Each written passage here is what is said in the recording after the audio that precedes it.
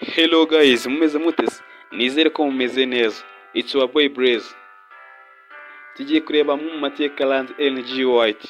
By the way, reka ngushimire wakoze subscribe, nawe utarakora subscribe. Nagushishikariza gukora subscribe, like, share na comment. Elena G. White. Niba warigeze usoma ibitabo bya Badivantiste umunsi wa karindwi, byanze bikunze iri zina si ubwa mbere ryumvise. Amazina yiswe n'ababyeyi ni Ellen George Harmon. Yavukiye muri Leta Zunze Ubumwe za Amerika mu gace kitwaga Gorham kwa 26 Gushyingo umwaka w'1927. Apfa kwa 16 Nyakanga umwaka w'1915. Ni ukuvuga ngo yapfuye afite imyaka 88. Uyu yaje kumenyekana ku izina rya Ellen George White kuko yashakanye na James Springer White. Bituma amenyekana kuri ako kazina ka White ko mu izina ry'umugabo we. Izina rye George rikunze kwandika rihinnye maze bakandika Ellen G. White, ndetse no ku bitabo bye byinshi niyo mazina ariho. Yavukiye rimwe n'impanga ye Elizabeth Milbank, babyawe na Robert na Eunice Harmon. Robert se wa Ellen yari umuhinzi akanakora ingofero.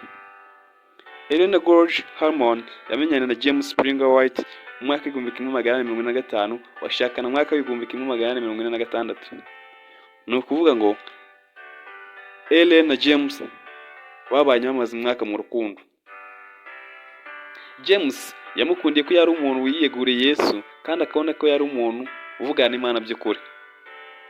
James na Ellen babyaye abana 4 b'abahungu, ariko 2 nibo babashije gukura kuko umwe yapfuye afite amezi 3, undi apfa afite imyaka 16. Uyu mugore ufatwa mu mateka yo kamana nk'umuntu udasanzwe kubera ibye, ni ufatwa nk'inkomoko y'itorero ry'Abadivantiste umunsi wa karindwi.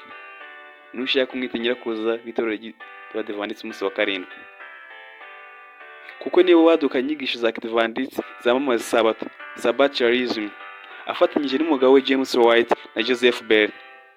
Kubera ibitabo Ellen G. White yanditse n'ubuje yamamaye mu kwigisha inyigisho za Badivantiste, Smithson Magazine yamushyize mu bantu 100 batazibagirana mu mateka y'ibihe byose bya Amerika.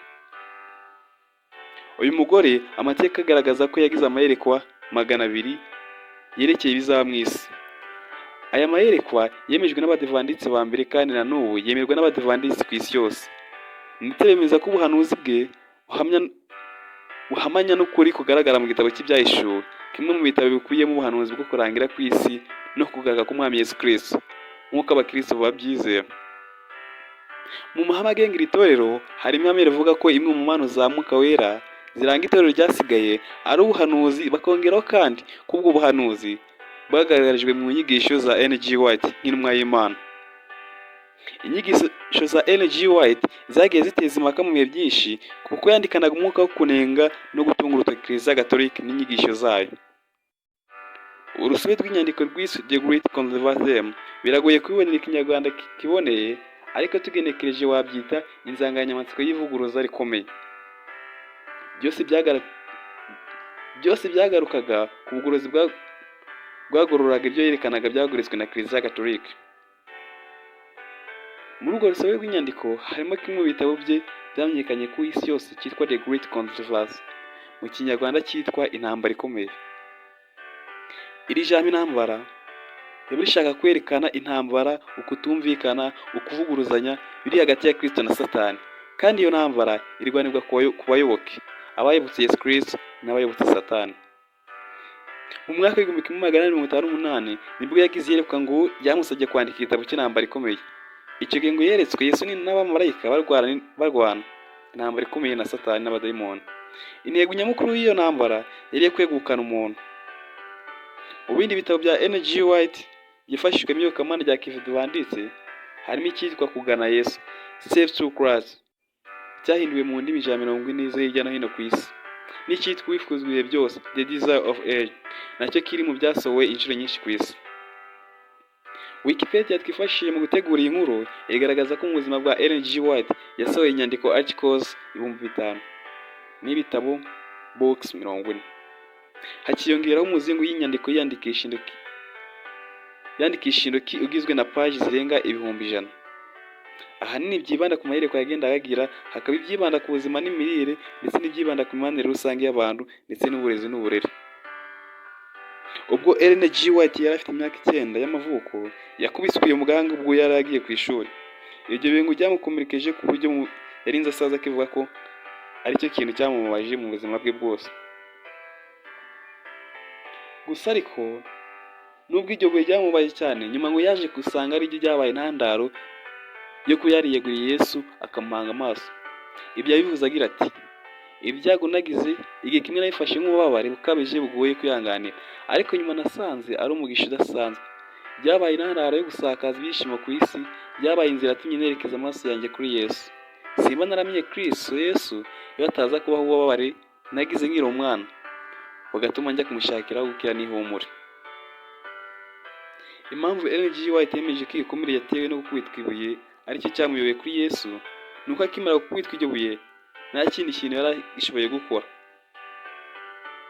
Yararwaye cyane agera kure bituma yumva nawe ntiwamukiza ubwo buribwe n'ububabare uretse Yesu. Ubwo yari afite imyaka 12 yari akirembye. Ababyeyi bamujyanye mu materaniro y'Abametodiste yagombaga kumara igihe kinini.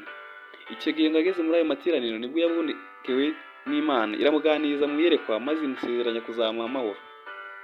Nyuma ngo yaje kujya mu materaniro yabwirijwemo n'umugorozi witwaga William Murray. Uyu ari no mu gitabo yanditse cyitwa Intambara Ikomeye. Muri ayo materaniro ngo yumvise mu mutima we ijwi rimubwira ko ari umunyabyaha kandi ngo ntatihana azapfana ibyaha akabura ubugingo buhoraho. Kuva icyo gihe ngo yamaze iminsi menshi yarabuze amahwemo mu mutima kubera ijwi rimusaba gukorera Imana.